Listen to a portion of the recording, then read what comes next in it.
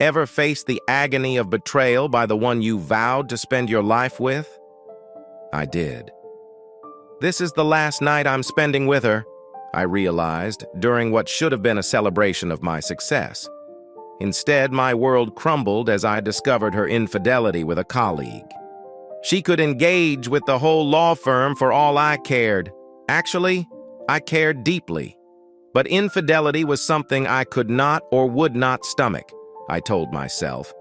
This revelation upended everything I believed in, plunging me into a deep hurt I refused to let consume me. This is my journey to redemption. Enjoy watching it.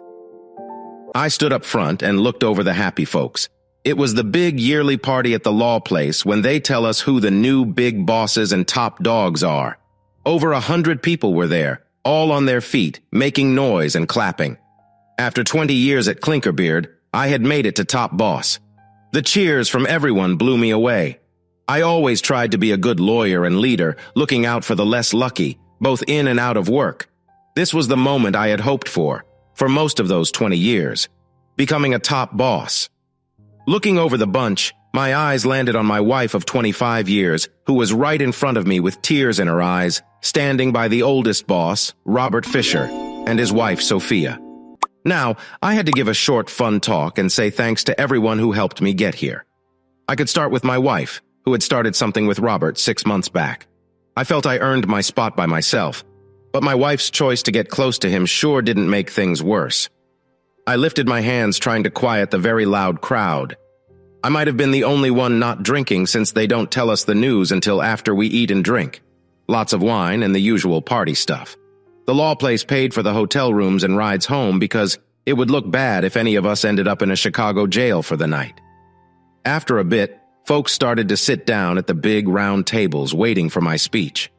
I saw Robert now sitting nearer to Martha, his hand likely under the table, maybe touching her leg covered in nylon. I watched her get ready in our hotel room, putting on those dark stockings up her long legs and clipping them to her belt. She gave me a cheeky smile and left her underwear off, hinting at a wild night after the party. I tried to smile back but felt sick inside. Just 2 days before, a detective had shown me proof in my office, though I wasn't shocked. In the hotel, I wondered why she was all set for a steamy time since it had been ages since we were close. Did she forget? Or was she too caught up with Robert to remember to spend time with me? Did she think I wouldn't see the lack of closeness and other signs she was seeing someone else? We once had a fun and busy love life. Then it just stopped 6 months back. Sure, as a busy lawyer and her being a top caterer in Chicago, we were both swamped, but we always made time before. She just turned 45 and looked stunning, tall and slim with perfect curves and lovely blonde hair. I was proud to have won her heart back in college. Shame I couldn't keep it. Sometimes good and bad things happen together. That thought could fit in my speech, I mused. But well, maybe she thought this was a pity moment, or a congrats on the promotion kind of night, or perhaps a goodbye kind of night. Or maybe she planned to sneak away with Robert during the party and then come back to me. At least we hadn't been close in months, sparing me from that mess. But who knows what she planned for tonight? Well, actually, I did. I knew this was our last night together. She could be with anyone for all I cared. But deep down, I cared a lot. But I couldn't deal with cheating, especially not with that smug guy, Robert Fisher. He wasn't much of a lawyer, but he knew how to play the game. He knew all the secrets in Chicago and Springfield, the big town's center. I could barely stand him, and Martha knew it. Why did she pick him of all people? I knew about her affair from the start, but kept it quiet. I gathered proof like a smart lawyer, planning my way out. Staying away from her probably made her affair easier, but being near her was too hard. I started coming home late and leaving early, hitting the gym hard. With a coach's help, I lost some weight and got even fitter. Not that Martha noticed, we barely saw each other. New suits and this new fit me added to my confidence in court. I didn't really need it. I was already known as a tough fighter. But feeling good and getting some looks didn't hurt. With my heart feeling empty, I felt even more driven. I wasn't just any lawyer. I took big cases but also helped people for free, earning a name for myself. I was proud of winning fights against big companies that did bad things to their workers. At first, Robert and the other big bosses were worried about my work. You see, I often took legal fights to their friends, But when I won a huge cash case, they started paying attention. My trusty assistant, who hears everything, got me a secret copy of their big meeting talk. They couldn't decide if they should make me a top partner. It was Robert Fisher who said if they didn't, I might leave for another firm. That made them think. I wondered why he said that. Was it because he wanted to stay close to Martha through me? Or maybe because he and Martha were more than just friends. It was a puzzle I might never solve. Our twin girls, Emily and Olivia, would be surprised to hear about me and Martha splitting up. They were at UCLA doing track and field, both tall and pretty like their mom and with height from us both. They were coming home for Christmas soon. Martha had our Lake Forest house all ready for Christmas and our big yearly bash. It was a big deal with all the top people from Chicago. I was actually glad to skip it. I didn't like the party or many of the guests, who were the kind of bad news that keeps our jails full. When things got a bit quieter, I adjusted the mic and said, "I'm sorry to cut in, but I'll keep it quick." There were some jokes and noise, but soon folks listened. For some reason, Robert seemed upset. Maybe because Martha hinted he was out of luck tonight. Martha wouldn't be with me either, so maybe Robert might end up lucky after all. I've been at this amazing firm my whole working life. When I became a partner, I was over the moon. All through the years here, I've made lots of friends. It was hard to see some leave, not just because I taught them so much, but because I knew they'd use my own tips against me. That got a soft laugh. Working here, helping the little guys of this town has been a great honor. That got a big clap. Martha had tears in her eyes. By the look she gave me, you'd think she really cared. Now I've been named the top partner. Everyone clapped more, with Martha grinning big. I need to thank everyone who helped me get this honor, including my dear wife, Martha. She spent many nights alone while I was out at courts and jails in Illinois. She grinned at that. I wondered if she thought about all those times I was alone while she was off with someone else. I also have to thank my work wife, Abigail, who deals with me even when I'm grumpy and always supports me. I nodded at Abigail, a pretty woman who's been with me for 10 years. She's also got 2 kids and a husband she's very loyal to. I felt jealous of the guy. Sitting close enough, I saw her turn red. Then she gave me a strange look. From that, I knew she knew about Martha and Robert Fisher, but she hadn't told me. How could she? It probably meant everyone at work knew I was being cheated on. My heart felt even more empty, but I kept on smiling as she got a round of applause. Long ago, when I was just starting, Mr. Schutz told me a simple tale about slaves rowing an old boat. The guy in charge had a whip. The speaker said to everyone, "I have good and bad news. The good thing is we all get more food today," making everyone happy. "But after we eat, the boss wants to go on a boat ride." That made everyone laugh as they knew they had hard work ahead. "Now I have to share something hard," the speaker continued, now having everyone's full attention. Martha looked worried, thinking her secret was out. But the speaker went on, "I found out I'm very sick." This news made everyone whisper and ask, "What did he say? If I don't get help now, it could end bad," he added. Martha felt many things. First, relief her secret was safe, then shock and worry she didn't know about his sickness, and anger that she was finding out with everyone else. But soon, she just looked very sad. "I'm sad I can't be here to watch all of you grow and succeed. I like to think I still have a lot to teach you," he said, looking at them. He then looked at Robert, who didn't show any emotion. Was he sad about losing a colleague or thinking about Martha? It didn't matter now. "Robert, I've left my job. I've given my work to others," he finished, setting the room into a thoughtful silence. Leaving the firm felt big to me, and I was thankful for the chances they gave me. I said my thanks and good luck to everyone. When I walked behind the stage curtains, the room went quiet. Soon, I found myself outside the hotel, walking under the snow that was covering everything. I turned and walked down a back alley to find my ride, away from any watching eyes. "Good night, Mr. Randall," a big man with a deep Russian voice said. He stood by a black car, holding an umbrella. I cleaned snow off my suit and got into the dark but warm car. "Good night, Oleg." We drove away, choosing streets with less watching cameras, and the thick snow helped hide us too. I was leaving, and I didn't want anyone to find me before I was ready. I took out my laptop to check my to-do list and see that my money was safe in hidden bank accounts. I left enough for Martha so she wouldn't be left with nothing. Her own business made her enough money anyway. I didn't share my last big work bonus with her. She hadn't been there for me as a wife should for a long time. I quickly emailed my divorce lawyer telling him to start. Tony Preston was an old friend and the best at this kind of work in the city. I didn't think Martha would fight the divorce, but it was good to have a strong lawyer just in case. I'd let him act for me in all things about my divorce because I didn't plan to stick around. I needed to get away to heal my broken heart, not from sickness, but from love lost. The woman I loved had let me down. Plus, I felt so tired. After 2 decades, the thought of stepping into a courtroom again was too much. The end of my marriage was a wake-up call. I wanted to call my daughters once Martha got the divorce papers. I guessed she'd call them first, and my call would be to explain why I wouldn't be home for the holidays. She was supposed to get the papers by Monday. At least, Martha would have our girls for Christmas. If all went as planned, I'd be far away, in a quiet place alone. Half an hour later, we stopped on a dark street near some big, plain buildings on the south side. A guy in jeans and a hoodie came out of a dark entrance and got in the car with me. Oleg stepped out to smoke and watch the area. It wasn't a safe place, and being careful, even in a snowstorm, was wise. The guy with me was Rodney Spencer, a top-notch hacker and a former client. He looked young, but was 23. I had helped him and his family out of trouble before, so I asked for a favor. He didn't talk until he gave me a beat-up canvas bag. "Here's everything you'll need," he said, almost smiling in the dim light. I fumbled with the bag's zipper in the dark and pulled out a cell phone, a tablet, and a laptop. "Here's the deal," he began. "The cell is just like your iPhone and the laptop, like your MacBook. But I changed them a bit. The location tracker on them shifts each time you use them.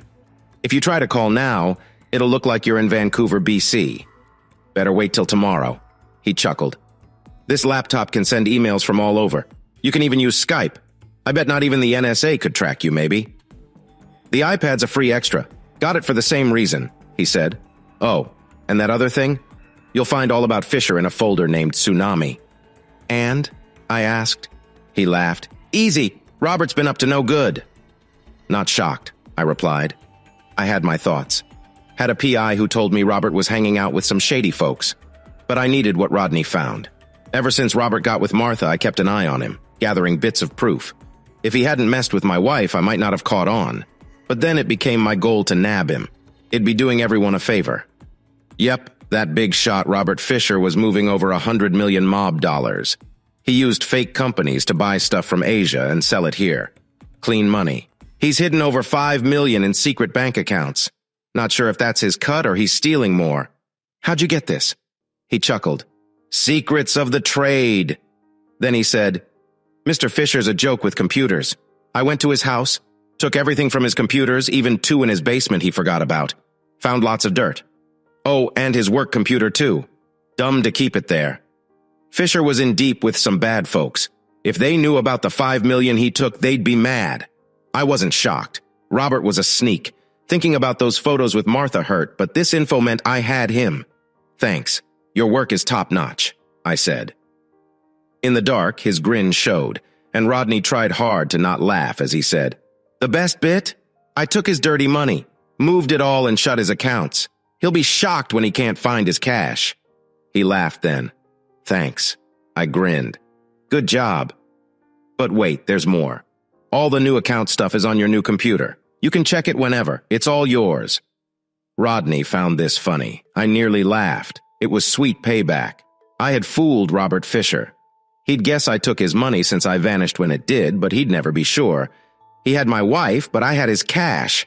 I wondered why he'd even do this. Top partners make lots of money.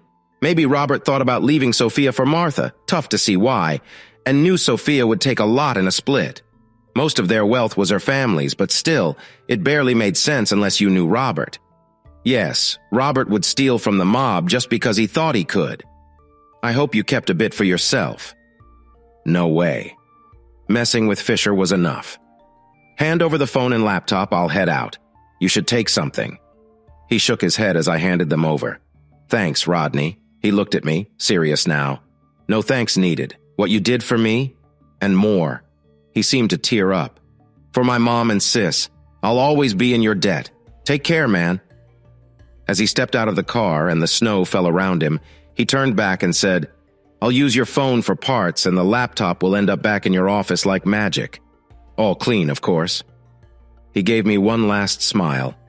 Then he was gone. The car drove south through the snow. My thoughts were far away. It felt like all the links to my past life were quickly fading. An hour later, we stopped at a snow-covered closed strip mall in Geary, Indiana. As Oleg and I went through the back door of a shut-down hair salon, the smell of fresh coffee and Clara Pickford's smile welcomed us. She owned several fancy hair places near Chicago. I had defended her against tough landlords and a really bad split from a business partner. Without knowing, she had gotten mixed up with the Chicago mob.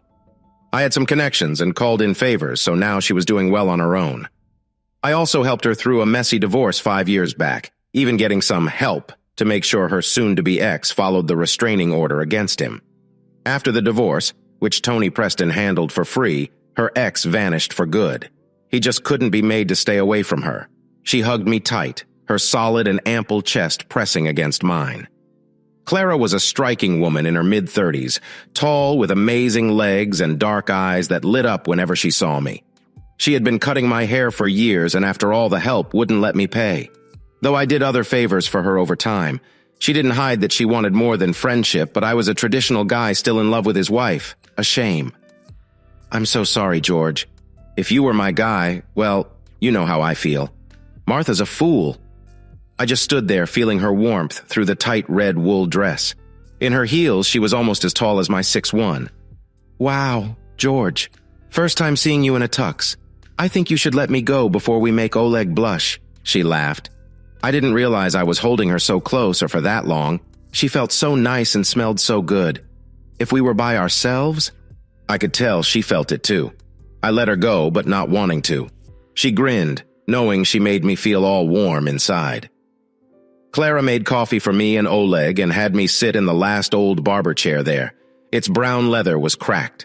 She got close to me as she loosened and took off my silk bow tie and unbuttoned my shirt at the top. It felt like she was getting me ready for bed. This just made me more flustered. For the next hour, she worked on my hair, while Oleg sat in a corner on an old chair, smoking, reading the paper, and drinking coffee. Christmas tunes played softly from a small radio on the shelf.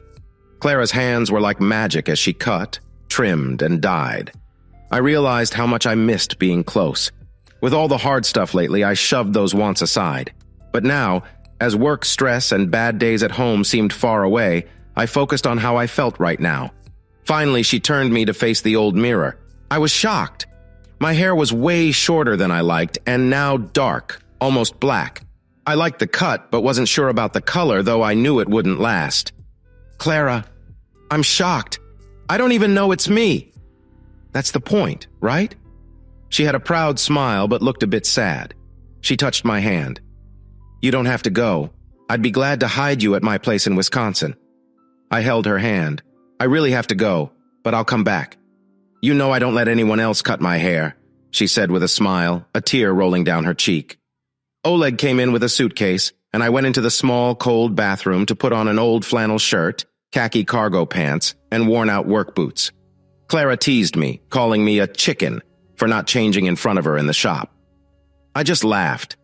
Over my clothes, I wore a camo jacket. An old baseball cap topped it off. It wasn't that I couldn't be spotted by someone who knew me.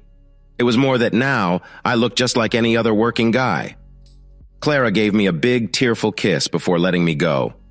I was off again, this time heading 200 miles more to a bus stop near St. Louis, Missouri. I said goodbye to Oleg a few blocks away from the station, just in case there were cameras. From there, I took a long ride on a big bus 1,000 miles south to El Paso. My passport said I was Ezra Herbert. It was a real passport, and I looked enough like him to pass, except under the harshest looks. It took 2 days to get to El Paso. I hadn't been on a bus in years, and now I remembered why. I walked into Ciudad Juarez, barely looked at by a bored Mexican officer.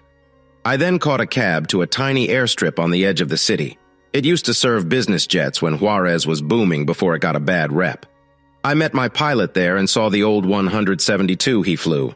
We didn't swap names, and his pay was already sorted. A few hours later, we were hundreds of miles south of Juarez, outside Mexico City. The pilot gave me a FedEx envelope with a new passport, travel papers, a credit card, and a Madrid ticket inside. He also gave me a bag with some clothes. I left Ezra Herbert's passport in the envelope on the Cessna's seat. A couple of hours later, I found myself sitting in the first-class part of a big plane, the 777, flying over the ocean to Madrid, on my way to Dublin. Now, I had a Canadian passport that said I was George Grayson. After a quick tidy-up in a little hotel near the airport, my hair was a lot lighter and I was wearing jeans, a white shirt, and a slightly worn-out blazer. Just what you'd expect a uni teacher on a break from the University of BC to wear. It was Wednesday morning when I finally got to Dublin. My next move was to catch a train heading 178 miles south to a seaside place called Kinsale, picked on a whim to be my hideout for a few months. Martha Randall was really good at deciding what matters most. She could look at any trouble or task, figure how important it was, then take it on or skip it for something more urgent. This skill made her work a hit. But when both she and her husband George's careers started to really kick off, they found themselves having less and less time for one another. It just happened. So Martha's skill at picking what to focus on got a bit out of balance. In the old days, Martha always put being a great wife and mom first. But as her daughters grew up, George's career took off, and her own business grew. The business she started as a hobby when her girls went to high school. Her focus shifted. Martha would say no if anyone suggested she was ignoring her husband or daughters. She managed the house, looked after the staff, and made lots of money. But it was true. Her old list of what was most important, being George's wife, lover, and best friend, being the mom to her twin girls, running the house, and then her catering business and everything else, changed. Actually, that's not quite right. In reality, as Martha's hidden self-centered side started to show, she became her own #1 priority. It was a Monday mid-morning, and Martha sat at her big desk in her home office. She was hidden behind heavy sliding doors, enjoying her first moment of calm since last week, along with her first sips of sweet, hot tea her helper Isabella had brought her. The holiday time was always crazy for her, and today was no different with non-stop phone calls since early morning. She was a bit upset by how silly her customers acted and how slow her suppliers were. It was the same each year. She wondered why she kept at it. They weren't hurting for money. Then, she thought of George leaving his job. She didn't want to think about that now. It wasn't top on her list. Even though it drove her crazy sometimes, Martha loved her job. She got to plan fancy parties and mingle with some of Chicago's rich folks. She had just finished updating her plans for the busy season on her computer. Now, it was time to think about something else she had been dealing with, her affair with Robert Fisher. Well, she used to be involved with him until last Friday. When George had to leave because of his heart issue, a thing Martha thought he made up, Robert had pulled her aside. He wanted to sneak away for a quick moment before going back to his wife. Martha felt she had to act like she believed George's heart story and needed to be by his side. She soon found no joy with him, and these days that joy was rare. In the start, being with Robert was fun for Martha, or so she thought. But then Robert began to push too much, treating her badly, using her only for his fun in ways she didn't like. He turned into a real jerk. Why she even started this thing with him was hard to tell. Robert had a way of making people listen, and a while back, when George was too busy with work, Robert started to pay her a lot of mind. He would compliment her a lot, and they met up a few times saying it was about planning a big party at his and Sophia's place. He managed to get her to his big house where he charmed her and got his way with her. Of course, Martha was not just led astray. She had been curious about what drove Robert. He was a man with a lot of pull, big and strong, who didn't like hearing no. Robert always got what he wanted, and he had wanted Martha for a while. At first, she did enjoy the wild side of being with him. Robert liked her in fancy dress-ups and would tear them off and go for it. She was thankful he wasn't as big as George. With George, she needed a lot of gentle care to be ready for him. But George truly loved her, always making sure she was ready and okay. Robert, though, was just using her, rushing in to get his kick. At first, Martha liked it quick with him, the rough way he had her, sometimes not even letting her take off her dress, her fancy underthings torn up. But soon she got tired of it all. She missed the slow, long, good feels George gave her. She started using a lot of lube before seeing Robert. In her mind, she thought this fling with Robert might help George's job. She knew he wanted to be top boss, and he got it. But then he quit, even with Martha trying so hard for him. Why did he do that? She tried not to think about it. On a Friday night, when Robert kept on wanting her, she told him it was over. If he didn't stop, she'd tell Sophia. Robert looked at her, maybe seeing she meant it, and maybe because of what happened with George, he backed off. Martha didn't trust him, but was glad it was over. Then she thought about George and last Friday. Getting ready for a party, she saw him fresh from the shower and was shocked. When did he get so fit and hot? George always stayed in shape, but now he was all muscles and his skin was tan all over. She couldn't remember the last time they were close or even really together. She couldn't remember. It hit her hard on Friday night. George must have started seeing someone else a while back. He got fit and looked good for some young lady who had caught his eye. Even his body below the belt seemed bigger. Maybe it looked that way because he was in better shape, or maybe he was working out that part too, but not with her for sure. Martha watched him get dressed in a sharp new tuxedo. It was stylish, more young-looking. Was he planning to swap her out like he did his old suit? She had to show him she was as hot as any girl he might be with. She put on her stockings and garter belt, knowing he used to like that look on her, though for some reason she hadn't worn them for him in a while. Robert, on the other hand, always wanted her in them. Said it made her more ready for him, no clothes in the way to slow him down. That night, Martha made sure George saw she was going pantyless and winked at him, hinting at a steamy night after their party. But he just gave her a strange look. Did he find her so dull now that he didn't want her? Martha was proud of keeping herself fit with gym, pool, and yoga, looking as good as when they first met. She still caught people's attention. Wasn't she with the biggest deal in their firm? Funny how Robert, known for chasing women, would go after anyone in a dress and heels. These thoughts on Monday morning made her wonder more. Why didn't he tell her about his big step up at work? He must have known ahead of time. That's how things worked. But they didn't keep secrets. The chosen one was sworn to keep a secret, and the big news came out at the party, but of course, they said their wives could know. Becoming a top boss was George's big dream, so why hadn't he told her? She thought of him sharing the news with his secret lover, just like Robert Fisher did with her when they were close in his office, right above where her husband worked just a few days ago. She thought for a moment about how different they were in size. Robert was gentle with her from behind, but George, being longer, made it less comfy for her. She liked it less with him. Where was George anyway? After his talk, he vanished behind the curtains and didn't come back. At that moment, Martha guessed maybe he didn't want to face either the questions or the looks of pity from his friends and workmates and had gone to their hotel room. She found he wasn't there when she arrived, held up by Robert's move and the pity from George's mates. If he had a heart problem, why hadn't he said? He hadn't, had he?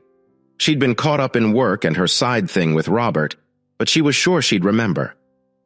The thought of him popped up again as she sat at her desk, looking out at the snowy Lake Forest scene.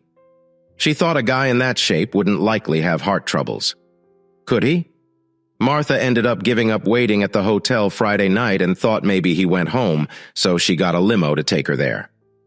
The drive was slow due to the snow, but she got there just before 2 a.m. The house looked like something from a Christmas card. With the snow and all the festive decor, it was just right. Every year, she spent a good deal of cash to have people decorate it. She was happy her home was the talk of the street. As soon as she stepped inside, she could tell he hadn't been there. The room was cold and everything felt off. There were no cozy fires or nice smells. She missed the times they were close by the unlit fireplace. She spent the night alone, thinking. George acting strange was new. All of this was odd. Secrets. A big news shared with everyone but her. And now he's gone. She tried calling him as she came back, but got no answer. Did he choose to be with someone else? Was this how George was saying goodbye to her and his job? Martha got up late on Saturday, too busy to think much. George usually was up early making coffee. They hardly spent Saturdays together because she often had things to do. She wondered if he knew about her secret times with Robert. She was very careful, though. But George wasn't on her mind much that day. She had a big event to prepare for that evening, and her helper was there early. She was too busy to worry or call. She got back home very late, noticed George wasn't there, and went to bed puzzled. This was all new to her. She thought she was a good wife. They had a good family, wasn't he happy? She was always there for him, but felt she might have missed something. She pushed those thoughts away. Sunday was another busy day, and work was her focus. On Sunday, she left early to work on a brunch and then a party in Highland Park. Once more, she came home beat and hit the sack, putting her job and her weekend wins out of mind, not even thinking of George. As she sat at her desk, the thought of George threw off her focus on work that Monday morning. Her phone rang. It snapped her back. She picked up, but it wasn't George. "Hi, it's Leo. Just to remind you we're on for 11, snow and all, right?" Hearing the voice made her snap. "Yes, I'll be there." Why did she snap? Maybe lack of sleep. Calls and solving issues usually boosted her. She needed to straighten out what mattered. She had to nail the holiday parties for many. She hadn't dropped the ball before. Then George popped back in her mind. Stop thinking about him, she told herself. No time. She felt a mix of mad and upset that he was messing with her focus and work. If he wants to run off with his fling, fine, she thought. I can't deal with him or any of this right now. Thinking they didn't see much of each other this busy season anyway didn't help. George knew their girls were due home any day and he never missed Christmas, so he'd surely be back by then. Her phone pinged. A text from her assistant. The snow delay messed up the flower delivery and she had to find another source fast. George slipped from her mind for now. About half an hour later, she heard the doorbell. Martha guessed it was a courier. She and George often got a FedEx or UPS package. If it mattered enough to need a sign, Isabella would handle the door. The bell rang again and she heard Isabella's steps outside her office as she went to open the door. Soon, Isabella knocked lightly and was told to come in. I'm sorry, Mrs. Randall, but he said he had to give the package to you in person. Martha saw a young man behind Isabella. He was dressed for the cold and held a big brown envelope. Mrs. Randall? Yes, she answered. He walked into her office and placed the envelope on her desk. She picked it up. It was cold. Then he said, You've been served. What? I'm just the delivery guy, ma'am. Martha sat frozen, holding the cold envelope, her mind not catching on. Slowly, she understood what this envelope might mean. She was shocked to find her hand steady as she opened it with her silver opener. She shook on the inside. Out came the papers. Not many. The top corner read, In the matter of Randall, George wanted a divorce. She read he had asked for it that day because of irreconcilable differences. Martha felt empty. This proved George was with another woman. So much so that he'd leave her after 25 years. Another secret. She thought George still loved her. Maybe this was his cry for her to see him. Yes, that was it, she thought. She had been a good wife and mom, but maybe not enough. Did she ignore him? She pondered this, barely noticing the others. She had been really busy and there was her thing with Robert Fisher, but she was sure that didn't change her feelings for George. Robert was just a fling. She had a big heart for George. She always did. Knowing he loved her back was like a rock for her. It made her strong. It let her be tough at work. George would do anything for her. She was sure he knew she loved him too. How could he not? Why would he ever question her love? Then the young guy coughed, pulling her back from her deep thoughts. This can't be right, she said. Look, lady, I just bring stuff. You got to talk to a lawyer or something, he said. She realized she had spoken her thoughts out loud. He turned to leave, then paused at the door. Oh yeah, there's a note. He said to tell you he hopes you find joy with Robert Fisher. What? She barely spoke, her voice tight. Just what I said, Mrs. Randall. It was clear. He pulled out a tiny yellow note. I wrote it here. See for yourself. He came back, holding out the note. To her, it looked scary. He shrugged and read, Hope you're happier with Robert Fisher. Then he left the note on her desk edge. She couldn't look away. As he walked to the door, Martha felt like she was in a bad dream. What did his words mean? Happy with Robert? No way. Then she got it. George found out. He knew about her and Robert, even though she tried to keep it hidden. He was leaving her, not because he was with someone else, but because she was. It was all a big mix-up. She loved George, not Robert. And George loved her, right? How did this mess happen? Her perfect world was falling apart, but she was going to fight to keep it together. Isabella showed the guy out, then came back. Need anything, ma'am? Martha just stared, then said, No, thanks though, Isabella. Shut the doors.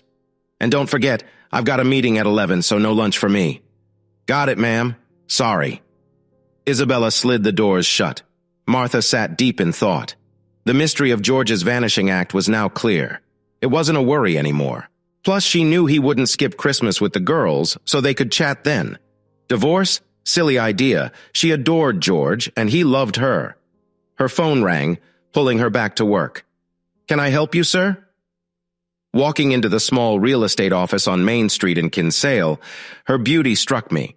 But her voice, with that Irish tone, sounded almost heavenly.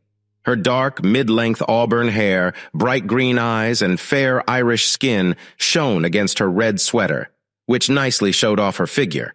The rest of her was behind a big old desk with a laptop on it. Yeah. I'm looking for a place to rent, maybe for 6 months or more. Her amused look at my awkwardness made me blush.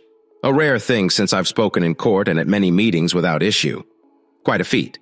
She seemed entertained, and I managed to smile. Then she stood and came around the desk. I was shocked. In her red sweater and dark green skirt that fell just below her knees, paired with thin belt, dark tights, and black high heels, she was as tall as me.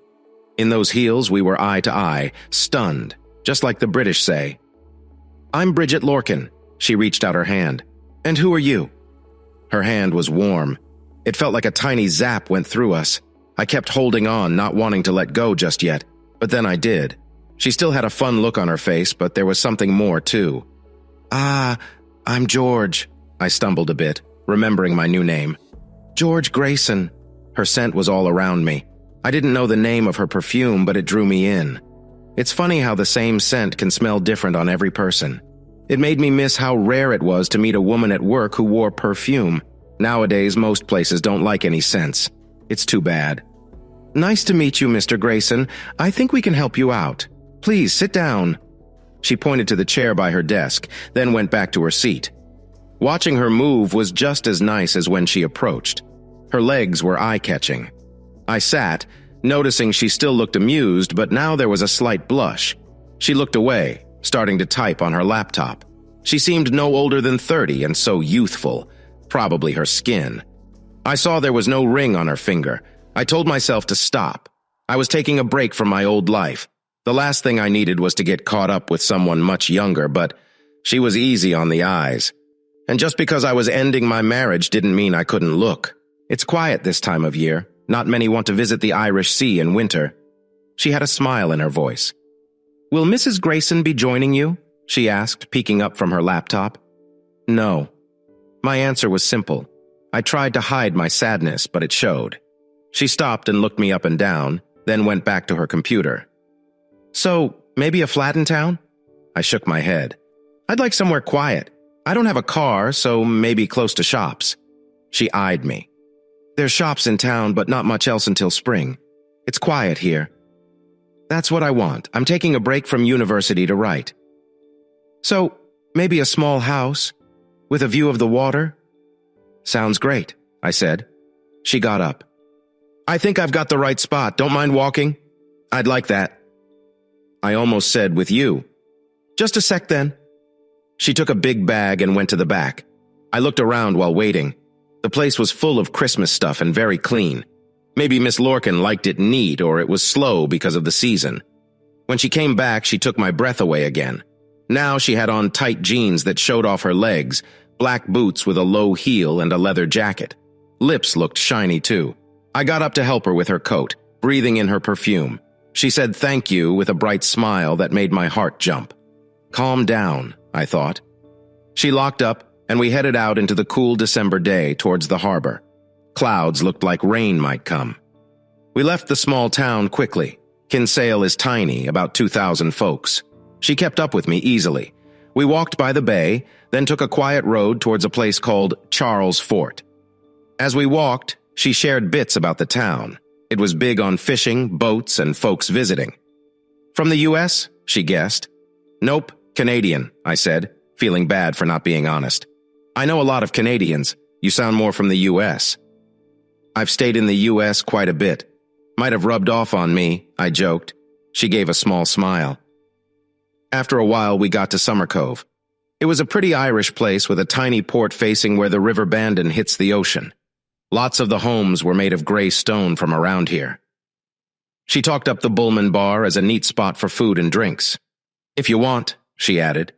She didn't like the drink part much. Bet there was a tale there. Not far up a hill above the town and water was Charles Fort.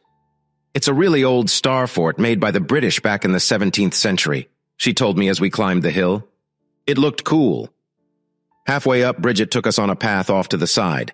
Up near the top was a plain, big house, white, and next to it a little stone house painted white too, with a slate roof. No straw on the roof, I noted, thinking of that movie, The Quiet Man. Soon we were at the little house. She opened the bright red door. No lock. Had I ever lived somewhere you didn't need to lock up? I couldn't remember. Inside, Bridget flicked on a light in the kitchen to the right. The place had little in it. A big old comfy chair, a table next to it, and a coffee table in the small living room. A worn rug was on the floor. There was a fireplace that I hoped wasn't the only way to stay warm, but it did seem ready for a cozy fire. A worn wooden table and 2 chairs were set up in one corner of the small kitchen. I saw a stove and fridge, a tiny sink, and some tall cupboards with glass doors. Sorry, it's cold. There's a good gas heater. Just doesn't make sense to heat it up with no one around. I watched her go to a round dial on the wall near an arch on the left of the fireplace, leading to a hallway that looked like it went to the front of the house, maybe to a bathroom and a bedroom. It'll get warm soon, she said with a smile I really liked. The bedroom's this way, she pointed down the hallway. I thought I saw her cheeks turn a bit red as she said that, but it was hard to see clearly in the weak afternoon light coming through the front windows of the living room. I followed her through the arch, past a surprisingly nice bathroom, to a single bedroom at the end of the hall. There was an old double bed with 4 tall posts, a bedside table with a lamp, and a worn-out dresser. The bed had an old quilt on it that someone clearly made by hand. As we left the bedroom, she mentioned, "There's plenty of hot water, too." Walking back to the living room, I looked out at the water and saw another old fort from the 1600s and then down at the harbor. This place was exactly what I was looking for. "Sorry, no TV or Wi-Fi. There's a shop in the village that can help if needed. You pay for gas and electricity yourself, and they're tracked with a separate meter. But water and trash pickup are included." I turned to her. "I'll take it." "I like someone who makes up their mind quick. But are you sure you can pay for it?" she playfully asked. "I don't think you would have shown me this place, me being a not-rich academic, if you thought I couldn't afford it. Plus, with the season and probably no one renting it until spring, I guess the owner wants to rent it out fast." That made her look a bit worried. She didn't like to see her sad. Did she know who owned the place? Was it a person in bad times? "I do know who owns it. Even if no one's living there now, she won't sell it cheap." Her smile came back bright as the sun after rain. I smiled too. "All right, I don't mind paying more. I'll take it for at least half a year. Mr. Grayson?" "Call me George, please." "George." She breathed out fast. "It's 1,000 euros each month, and you need to pay the first month and the same for a damage fee right away." I figured it out quick. That was about $1,300 every month. Not too much, really, since this place seemed just right for me. Money wasn't a worry for me. I could have paid more without thinking twice. I nodded. "It's a deal." You could see she felt better. Was this place special to her, or was she happy about making some good money from me since I said yes to 6 months? "So, when can I move in?" "Since all my things are still at your office and I don't have a place to stay tonight, what about today?" "Oh dear," she looked worried. "Is there a problem?" "I'm not sure I can get the cleaning team today." "That's okay, I can clean up myself." "Really?" "Sure." I didn't want to leave. The heater was making it warm and cozy. I thought about asking her to stay for a drink or maybe tea, but I didn't have any chairs to sit on or things to drink. As we were leaving, a big collie dog came running up to Bridget, tail wagging like crazy. "Jenny, you being good today?" "George, meet Jenny. She looks after the place. Be nice to her. You're cool with dogs, right? She might decide you're her new friend. She tends to do that with the people staying here. I petted Jenny's head. Yeah, I like dogs. Just been a while since I was around one. Growing up, my home was big in North Chicago, always full of kids, a dog, and at least one cat. Jenny, come by anytime? As we walked to town with Jenny behind us, I learned where to buy bed sheets, house stuff, and food. Good thing they all had delivery. Back at her office, I gave Bridget the money for my stay, a whole 6,000 euros more. I thought the people she worked for could use it, and she sure could use the bonus. I didn't really look at the lease I signed. Not great for a lawyer. I didn't see who the landlord was, but Bridget signed for them. Seeing the money on her desk, she looked shocked. Then she checked the time. "Oh dear, Ellie, I must hurry," she said. "Sorry, George, I have to go now. Need to get to the bank and then pick up my daughter Ellie from school." Just my luck, I thought. Just as I was about to ask Bridget out, I find out she has a daughter. Maybe there's a husband too. She was very pretty, so it seemed likely she wasn't alone. Well, maybe that's for the best. I was going to be single soon anyway, with lots of time for dates. This surprised me. During my travels, I had a lot of time to think and promised myself to stay away from romance, to never let myself be that open. It seemed like good advice, less heartache. Bridget locked her office door and shook my hand. When our hands touched, I felt a spark. It wasn't just me. Then she walked away, with Jenny following. So after thinking of some shopping, I planned to grab dinner at Bullman, then maybe say hi to the folks who owned the cottage I'd be living in for half a year. But first, I needed to hop online. I could have asked Bridget to use her office Wi-Fi, but she seemed busy. Craving coffee and feeling a bit peckish, I followed my nose down Main Street until I found a cafe with a window sign that read, Internet. Inside, a friendly blonde with an accent from far away took my order for a big bowl of seafood soup and coffee. Once online, my inbox was stuffed with work stuff and a bunch of sorry you're leaving messages. But I was on the lookout for 3 specific emails and found 2. One from Tony Preston saying Martha got the divorce papers 2 days back on Monday, and another from Barry that read, Tsunami received. I owe you. I zipped through my emails again for anything from Martha, but nothing. I thought she might have tried ringing me, but with my phone off since leaving Chicago, maybe she'd email. I was wrong. I gave in and checked my new phone's missed calls. Loads of calls. But Martha's 3 from last weekend stood out. None after she got the divorce news. Weird, I thought. Even weirder, no message left. Did she even notice I left? Did it bother her? Maybe she was so mad at me or tired of me, she was ready to let the divorce just happen. Why not? She messed up, got caught. Maybe she wanted out to be with Robert or someone else, not worrying about our marriage. Martha was a looker, successful, wouldn't be alone for long. That thought made me sad. I pushed away the sad thoughts. They didn't help. My marriage was done for. What did I think Martha would do? I did hope for her to feel sorry, not to not care at all. So much for my big plans. Why was I even in Ireland? I barely tasted my late lunch, my laptop keeping me linked to the world I tried to leave behind, lost in thought. Should I just fly back, face Martha, and then move out? This was not how I saw things going. Yet I had signed for 6 months here, and Kinsale looked perfect. A pretty small town by the sea in Ireland where I could be alone.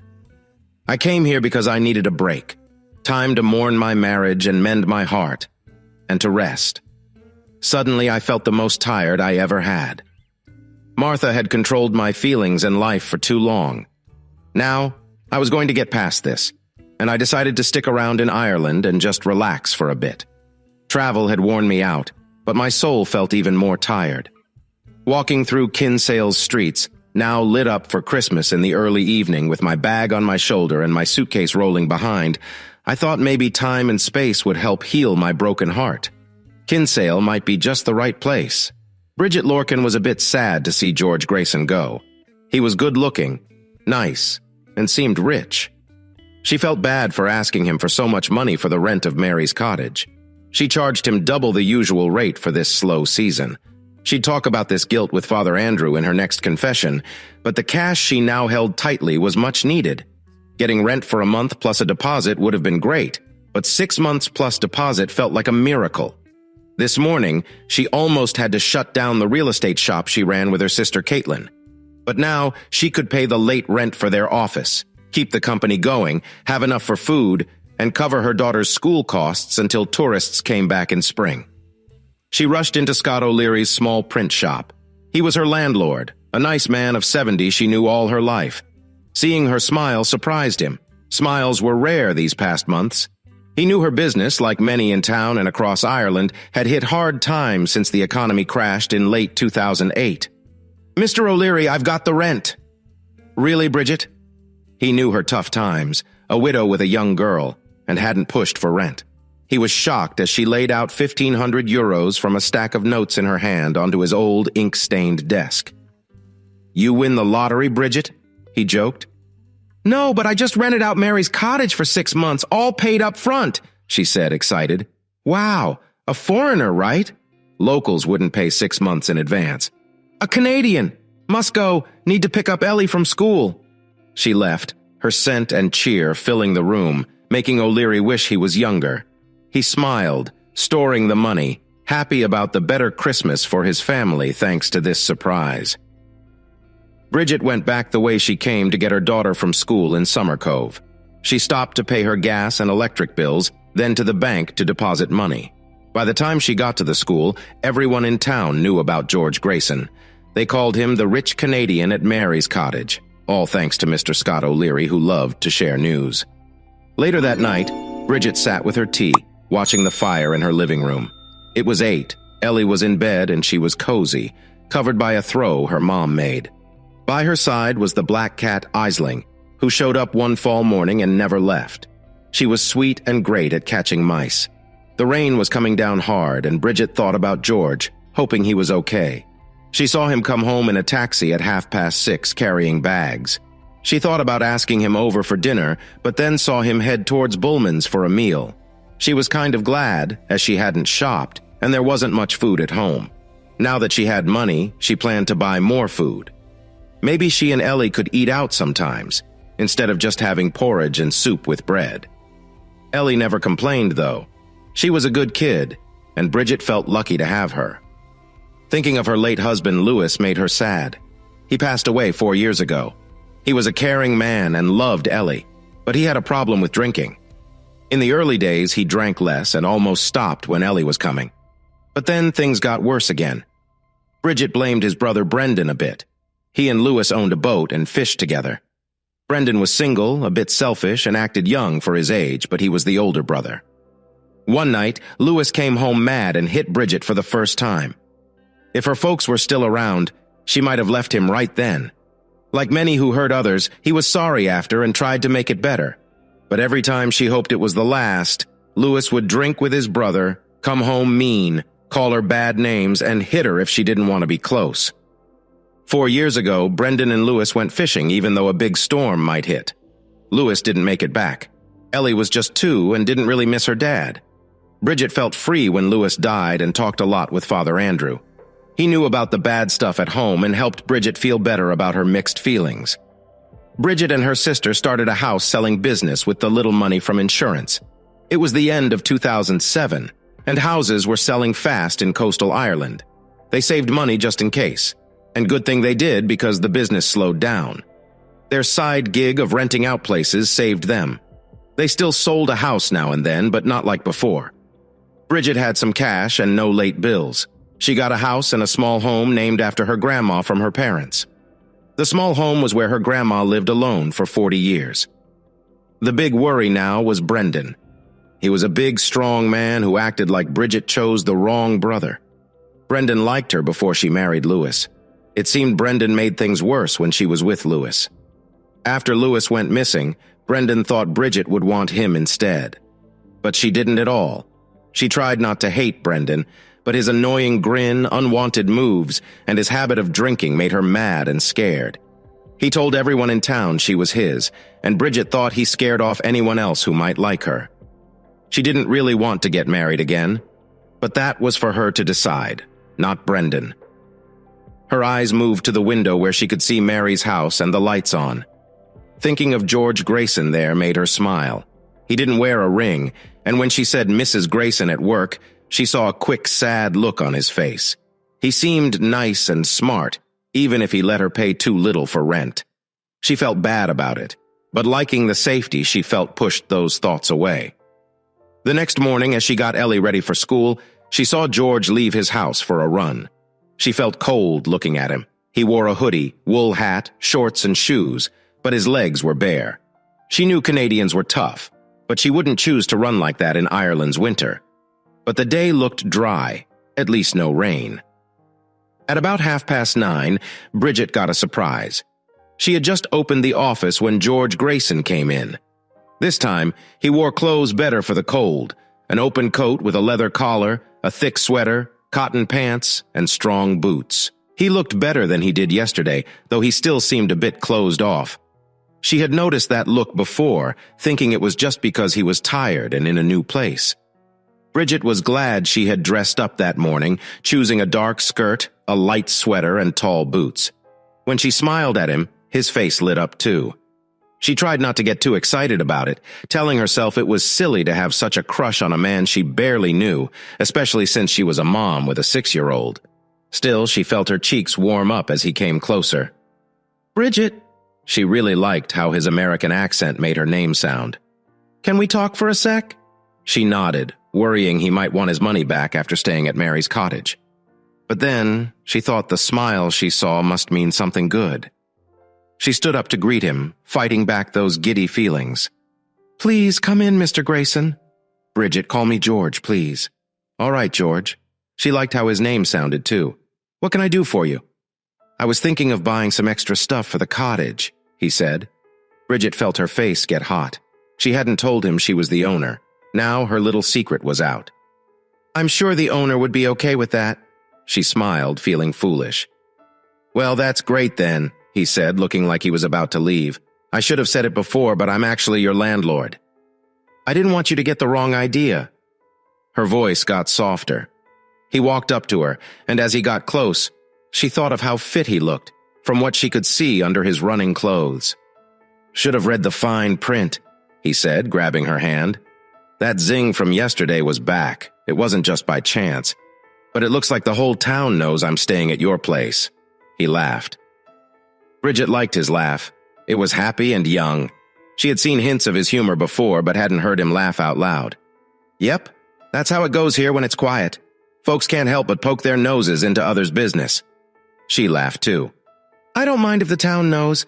I bet plenty are jealous because I'm living next to the most beautiful woman in Kinsale." She chuckled with him, but felt shy about him thinking she was good-looking. "And knowing you were the one renting the place, you could have asked for more money and I'd have happily paid." She felt a twinge of guilt but smiled and said, "Well, George, if you stick around, I'll remember that." They both cracked up. Bridget liked how he was easy to laugh with and how real his laughter felt. She later thought about how long they would have stayed there, hands together, if she hadn't brought up the furniture he wanted in the cottage. When she did, he let go of her hand, which made her a bit sad, and said, "After a night in that bed, I think it was made for someone smaller, so I'd like to swap that out, the rug in the main room, and maybe get a desk and a few other things." She felt bad for charging so much for rent and not giving a comfy place to sleep. "George, that's okay." He gave her a smile. "I'll leave them here when I head back to Canada, but getting some new furniture and a mattress will make living here nicer." The warm smile he gave could almost beat the cold feeling of him going away. She didn't want to think about that. Oh, and the old bed and carpet. Where should they go? Bridget shook her head. "They're not worth keeping, so they can be thrown out. I'll get Aiden's to take them when they bring the new stuff." "Aiden's, you're buying from there?" Bridget knew that place was fancy and pricey, but he seemed like he could afford it. "Yes, Miss Aiden was super helpful. She showed me lots of beds and said they'd have whatever I pick." Bridget felt a bit red thinking about Kate Aiden, with her blonde hair and big chest. She pictured Kate showing George the beds, maybe flirting a bit, which made Bridget mad. Why was she so clingy over George after just one day? She knew it was silly, but felt like hitting Kate Aiden, a girl she's known since they were kids. As he was leaving, he turned and asked, "Will I see you later tonight?" "Yes, I'll be here, Ellie and I." She wondered why she mentioned that. "Then see you tonight. Have a great day." The office felt super empty when he left. A couple of hours later, her sister Caitlin stormed in. That's the best way to describe how Caitlin moves. With 3 boys and a husband who's a lawyer, she's always busy. Caitlin was older by 2 years, but they looked so alike they often got mixed up as twins. Today she wore her usual fancy clothes, a silk top, wool skirt, and the newest boots, with a trendy tan coat. Bridget was in luck that her sis loved to shop for clothes a lot because she got a bunch of barely worn clothes that Caitlin would call "so last year." Bridget knew too that the clothes gift was her sister being kind, knowing Bridget had less. "Just came by to see how you're doing and talk about my morning," she said as she put 2 coffee cups on the desk. One smelled like eggnog, the other a plain, non-fat chai for Bridget. Caitlin took off her coat and sat down across Bridget. Bridget was glad her laptop was turned away, so Caitlin couldn't see she was looking up British Columbia, George's place. Why was she so into this guy? Could be bad news for all she knew, but no, those kind eyes didn't fit a bad guy. She looked back at her sister, who seemed to be waiting for her to talk.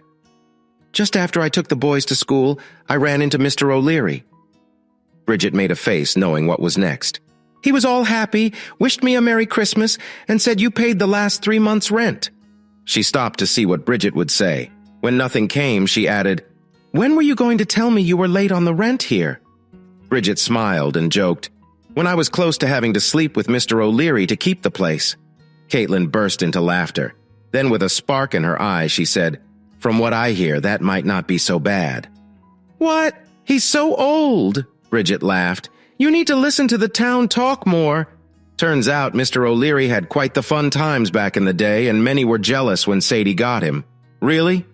About 15 years back, when Sadie left us, it seemed every single lady around County Cork, and maybe a few who weren't so free, decided to drop by his place. It took Freya 3 years to catch him, but in that time he sure did see a lot of folks, and everyone seemed happy with how things went. Bridget just smiled. "Caitlin, where do you even get this stuff?" "Actually, never mind. I don't think I want to know." "Speaking of which, I ran into your rich friend this morning." "Oh, where?" "Over at Aiden's. I was picking up that new light stand, the one Brian's been looking at. I'm giving it to him for Christmas. And guess who was there? Mr. George Grayson himself. I've got to say he's quite the looker, and Kate Aiden was all over him, acting all flirty. She introduced us, acting like she'd found her dream guy, but we both know Kate isn't too picky with her guys." Bridget tried to keep up her smile, thinking, surely not Kate Aiden and George. She said, "I think George's tastes are a bit finer than that." Caitlin gave her a look, trying to understand what she just heard. "So it's George now, is it?" Bridget felt her cheeks go red. "He did say to call him George." What? Nothing. Or maybe something. "Is George your dream guy?" "Don't be silly." But she couldn't help blushing more. Caitlin took a sip of her coffee, picturing her sister and George Grayson together. "You two would be a good pair?" Bridget wasn't shocked Caitlin would say that. She often said what she thought, and Bridget had daydreamed about it too, but she pushed back. "I barely know him." "He's renting from you for the next half year, right? That's enough time. Unless Kate Aiden gets to him first." Bridget tried to sound cool. "Kate's not what he's looking for," Caitlin said. "How do you know? She's got all the looks and she's always up for fun. What more could a guy ask for?" They both chuckled and said at the same time, "Does her dad own a bar?" "Bridget, hear me out. While that girl was pretty much showing off on the beds at the store, your George looked just puzzled. He wasn't buying it. That guy knows a thing or two, and I think we can make it so you're the one for him." "Caitlin, I'm not so sure.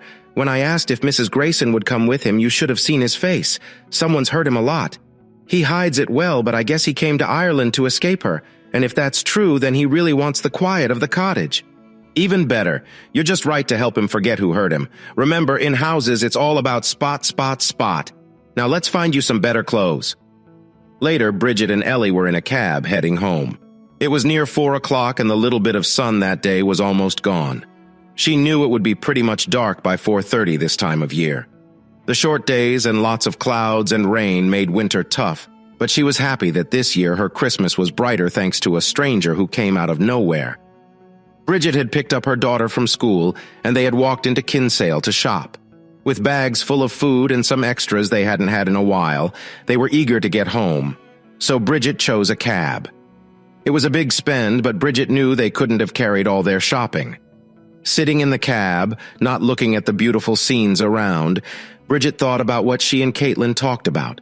The food she bought showed she planned to make some tasty dinners with George coming over. Why had she let Caitlin push her into this? It was simple when she thought about it. She hadn't told her sister, but she really liked the tall guy from Canada. Sure, she acted like she didn't, but Caitlin knew her too well. Being the busybody she was, she got Bridget to see that giving it a shot with George wasn't a bad idea. Bridget felt a buzz of thrill.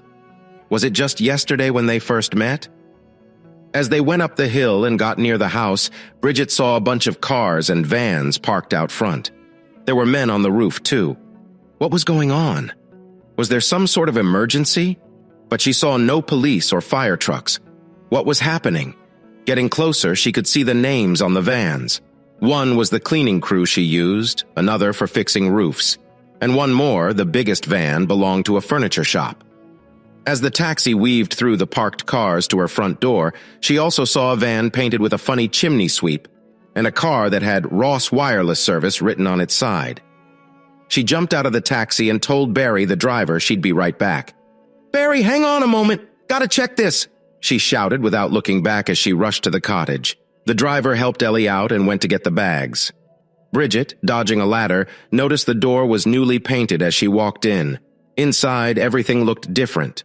New paint, furniture, and curtains. But she was too shocked to take all the changes in once she saw Kate, Aiden, and George in the kitchen. She saw red when she saw Kate in her tiny skirt and very tall shoes wrap her arms around George's neck and kiss him in a way that was way too bold. What made Bridget even more mad was that George didn't push her off. He seemed to like it. Kate, she got. She chased after anyone in pants. But George, her George, how could he? Then George pulled back. Since he was looking at Bridget, he saw her first. His face went from shock to sad as Bridget turned and left through the door. She moved fast, missed the ladder, and almost bumped into Callum Patrick, the boss of the roofing crew. She didn't really hear him say he couldn't finish now, but would be back early tomorrow, as she rushed past him with the big blue tarp in his hands. She kept her tears back until she had paid Barry the driver, but as she walked into the house, she couldn't anymore. She looked at the food that needed to be put away and thought about the cost of the meals she had planned for George. "Are you okay, Mommy?" Ellie asked. "Yes, dear, I'm just tired," she lied. Ellie was smart and could tell when her mom was upset. This time, she was confused. Her mom had been so happy while shopping and on the drive home. Ellie wondered if it was all the work at the cottage or maybe because of the handsome man who moved in next door. Bridget was in the middle of putting groceries in the fridge when she stopped. She just realized the roof of the cottage was gone. It was painted, and if she remembered right, the kitchen had new stuff in it. Who was going to pay for all that? She couldn't. George had tricked her with his visit this morning, just asking about some furniture. Bridget was furious. How dare he? He had a whole team fixing up the place in a big way, and there he was, kissing Kate Aiden in the kitchen of her grandma's little house. He might be with that Kate Aiden now, in his new bed. Her tears turned to anger. How could she have been such a fool? George Grayson was just like all men, not to be trusted. She made up her mind to face Mr. George Grayson first thing in the morning, and she hoped it would be the last time she had to deal with him for the next half a year. And Kate Aiden could have him for all she cared. If he was foolish enough to get tangled up with her, then they were perfect for each other. Claire Booth Luce once said, "No good deed goes unpunished, right?" I had spent more than 12,000 euros fixing and making Mary's cottage nice. And what did I get for it? Well, I got a house that felt like home, with all the comforts, like new stuff to use, Wi-Fi, and better electricity. The roof didn't leak, and the fireplace didn't smoke up the place anymore. Then there was that hot kiss with Kate Aiden. Kate was smart, pretty, and knew her way around decorating. She had a good time spending my money. She was a lot like Martha. They'd likely get along. As much as I liked the kiss, I knew it was a bad idea as soon as it was over. Right now, I didn't need any woman, especially not another Martha. That wasn't completely true, and that's where I was stuck. Bridget Lorcan got under my skin, but in a good way. I was actually excited to get to know her and her daughter better over the next months. Did I want to be with her forever? No way. Or maybe. I was so mixed up I barely knew myself, let alone trying to get what a beautiful younger woman who was also my landlord was all about. So, on the downside of things, I saw the look on Bridget's face when she caught me and Kate kissing. Well, to be honest, Kate kissed me first, and I won't lie, I liked it a lot. Kate said it was a thank you for letting her change the cottage how she wanted. Of course, the big wad of cash I left at her office made her happy too. I didn't get a kiss from the cleaning ladies, nor from Patrick, the guy who fixes roofs, nor from Brian, the painter, even though I'm sure they were happy with the extra money too. Just from Kate.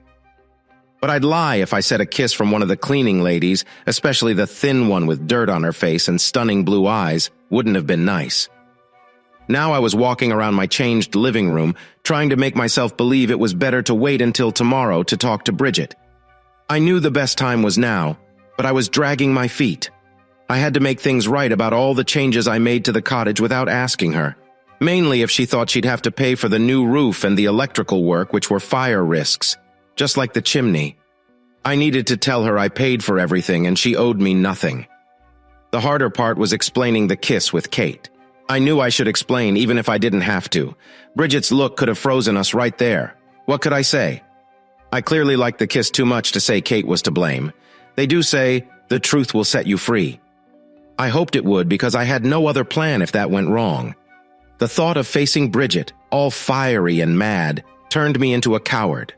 So I just turned and left the house. The cold of the winter night hit me as I went across the yard without a coat. I got to her door quick, happy to see lights in her small house. I knocked and waited, heart loud. I thought this was silly. Here I was, a man with grown girls, a lawyer, not great at being a husband, at the door of a lady I just met, saying sorry for a mess-up. I didn't need this, but I had to tell her. I didn't want Bridget to think bad of me. Even if she never talked to me again, at least I'd have said my piece. Brrr. Why was she taking so long?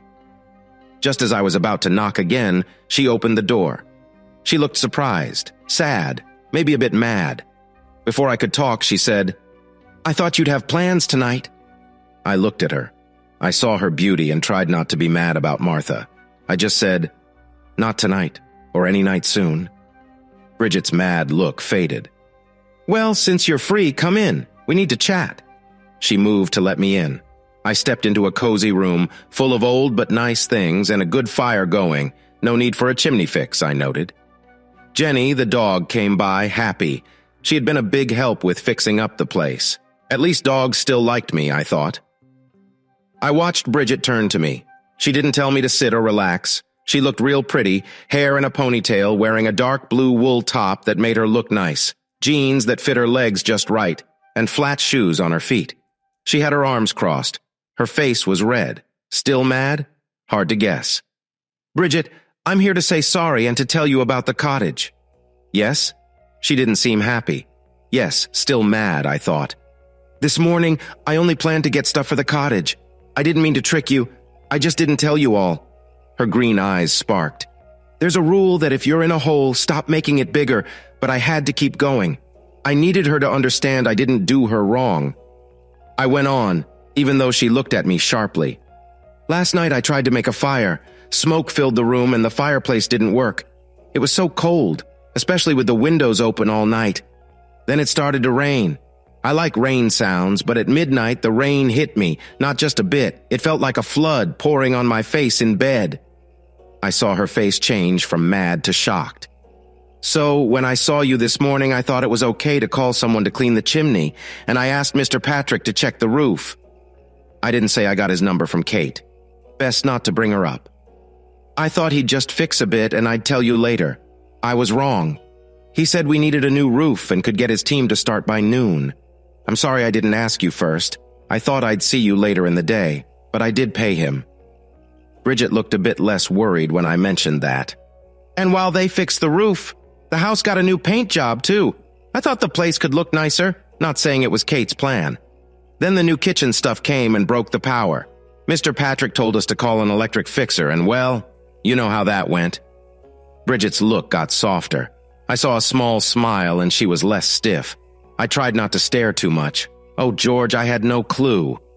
But then she looked sad. "I'll pay you back all of it." I went closer and held her hands. "Bridget, you don't have to." She stepped back. "I won't take handouts." Tears were almost there. I smiled. "Can I keep going?" She nodded. "Let me lend you the cash for 6 months. If I stay, we can cut the rent each month by a bit of the loan." Before she could say anything, I said, "I know summer rent goes up, so maybe keep it the same and that extra can pay back the loan." She wiped her eyes and said, "Thank you, George, that works." We just looked at each other, then she asked, "Hungry?" "Forgot to eat with all this going on." "I'll cook something, come on." She started to leave, but I held her hands again. "Bridget, there's nothing going on with me and Kate, and never will be." She just looked at me, then nodded. We went to the kitchen, hands still together. That's how it began, no big love moves. I got a simple kiss on the cheek when I left, but it was enough to show I liked her, mixed with old bad memories. Or should I say bad memories staying with me, making me scared of getting hurt again. But every time I looked into Bridget's eyes, the life I left in Chicago felt so far back and far away. When I got back to Mary's cottage that night, that old life came back. I sat in my new soft chair in my room that had new paint and new stuff, with a happy fire and a drink in my hand, and turned on my computer. It quickly joined my new Wi-Fi. There were fewer emails than before. I got rid of many and saved some for later. There were some asks from the people I work with about the work I gave them, but nothing too hard. I was sure I could write back safe in the thought they couldn't find me unless Robert Fisher put it together. Still no word from Martha or my girls, Emily and Olivia. But my phone had happy texts from them about coming home for Christmas and their flight to O'Hare. Martha still hadn't told them we were splitting up. I texted Oleg to pick them up from the airport. Then I sat, thinking about what to do next. I had hoped they would hear it from their mom, maybe in tears, saying how it was all her fault and I was leaving her. So much for that idea. When was Martha planning to tell them? I could see how it would go when the girls got home. "Hi, Mom, Merry Christmas. By the way, where's Dad? Oh, he's gone and leaving me." So Martha was making me seem like the bad guy. Okay then. I looked at my phone and saw it was midday in California, so I called. It took a few rings and I thought I'd have to leave a message when Emily answered, "Hi, Dad, Merry Christmas. Did you see our text?" That was the toughest call I ever had to make. I felt dumb telling my girls I was in Asia and wouldn't be back for Christmas because I needed some time off. I tried to make them see that their mom and I were not getting along and this was for the best, but they knew me too well. "So Mom did something silly, right?" That's what they said. But it was more like they already knew. They must have seen the trouble before I did. I was trying to not be mad at Martha, so I just said they should talk to her about it. I promised my crying girls I'd keep in touch by phone and messages, and once I settled down, I'd have them over, maybe during spring break. But now I was in Ireland, living as George Grayson, and bringing the Randall girls over would be hard to explain to Bridget and the others in the village. Maybe I could travel to another part of Europe for a few weeks, rent a place, and meet my girls there. But as Scarlett O'Hara said, I'll think about that tomorrow. When I got into my new warm and cozy bed, I was mad and sad. This whole vanishing act was not going well. I was still helping my work friends, my daughters missed me, and my soon-to-be ex-wife still seemed to be messing with me. I wondered if she ever really cared about anyone but herself. That was a bit harsh, but I was not in a good place. The next morning, I felt a bit better, and after my run, I bumped into Bridget and met her daughter Ellie on their way to school. Later that day, Bridget and I had lunch together. That started a pattern. Most days I'd see Bridget, usually in the village for lunch or coffee, and sometimes we'd go to the Bullman for dinner. Ellie was loved by everyone, and sometimes we'd go to Bridget's house for tea. After Ellie went to bed, Bridget and I would sit close on her big sofa in her living room and talk. I tried to listen more than I talked, not wanting to get caught in lies that would surely bite me later. I kept thinking it was dumb to start this act, especially if Martha didn't care about where I was or what I was doing. Living two lives would get hard, and then just not work. It was on a quiet night when she shared about Brendan, her late husband's brother, and his clingy ways since Lewis was swallowed by the sea. It was clear she was scared of him. As she spoke of his mean acts and how he didn't want to leave her alone, anger bubbled up in me.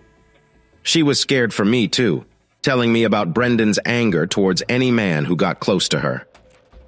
One day, as we walked to her office after eating, she nodded towards him, standing not too far off.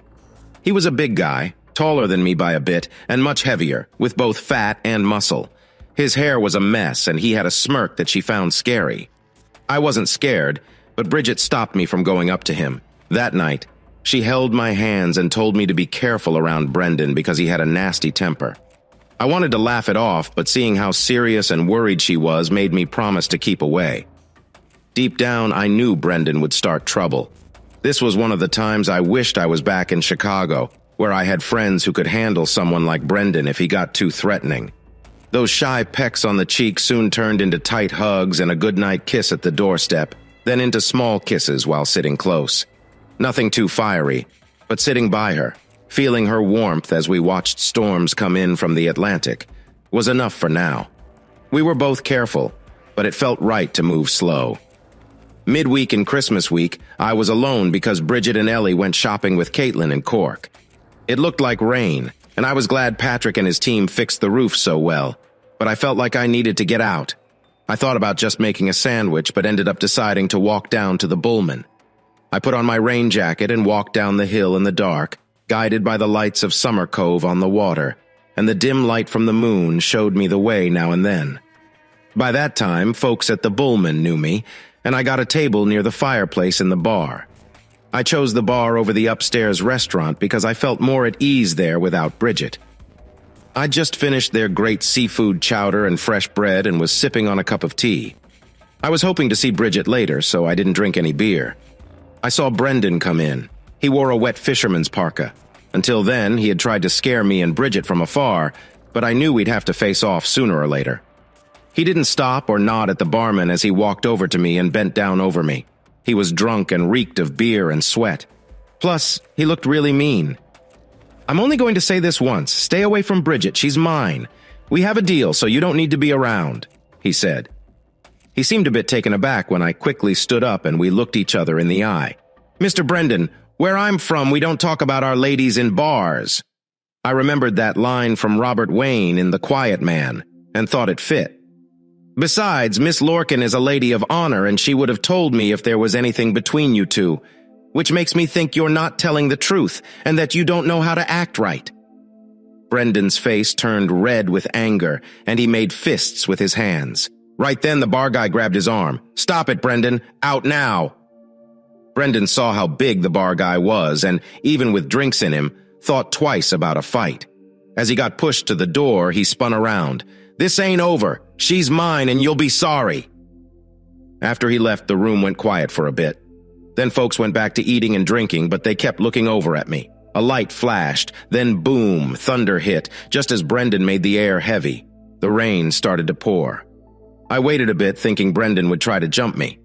I put on my coat and was about to leave when the bar guy said, "Be careful."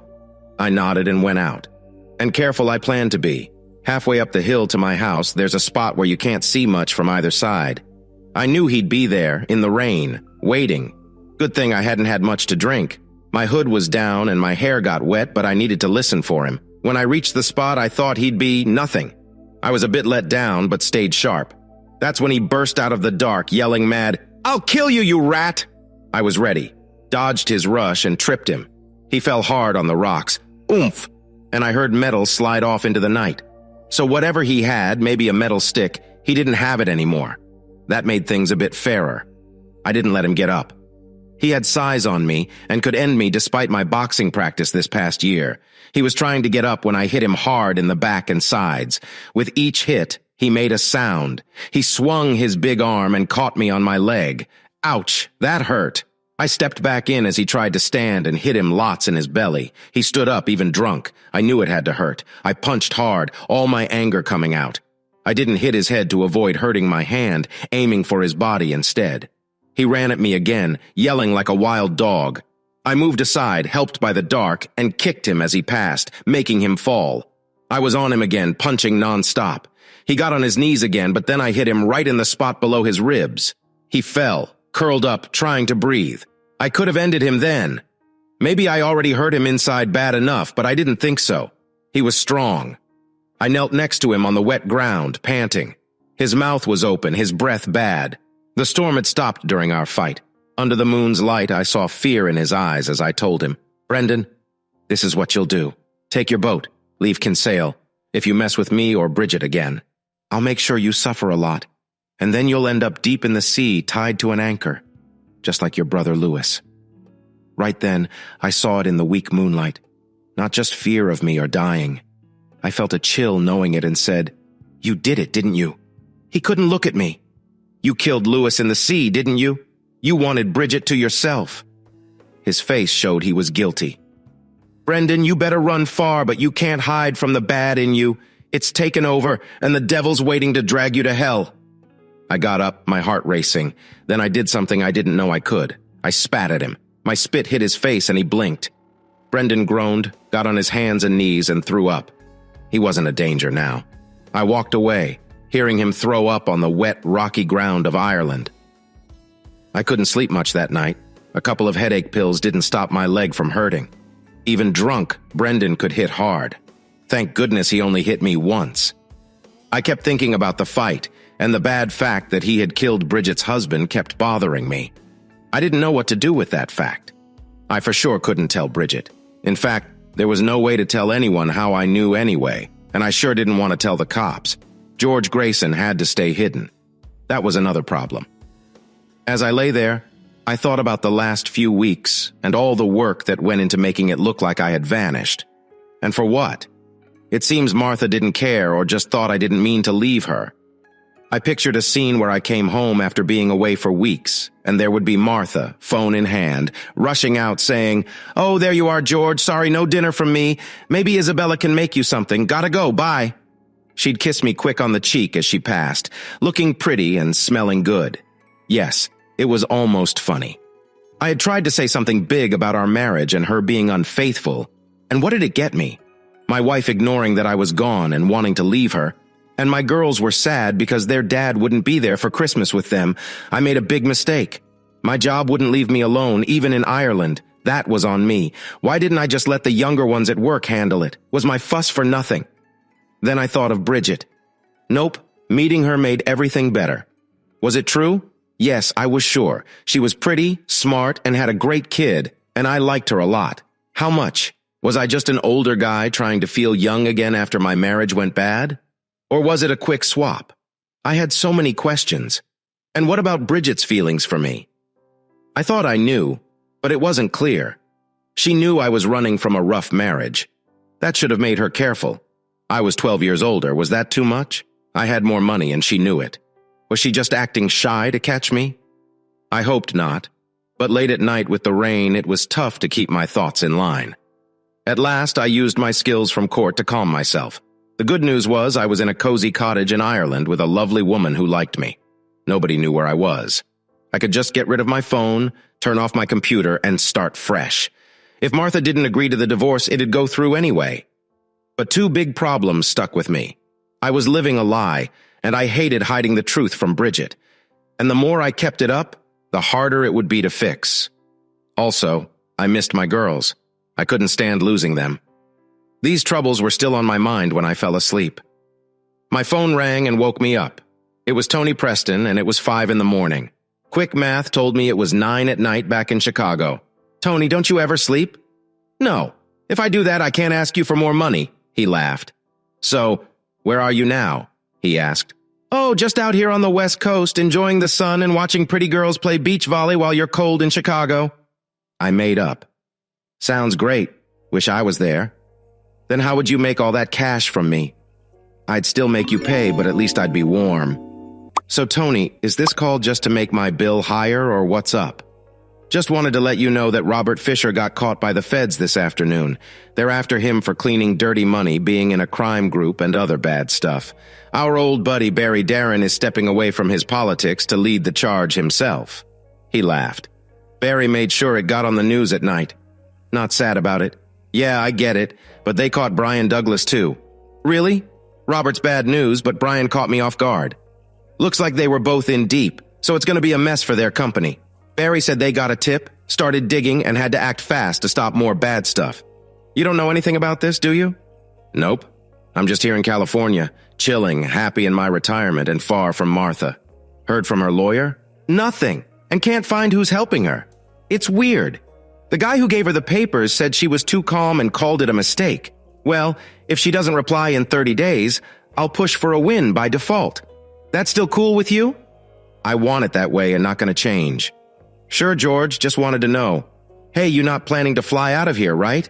I felt cold. No, why?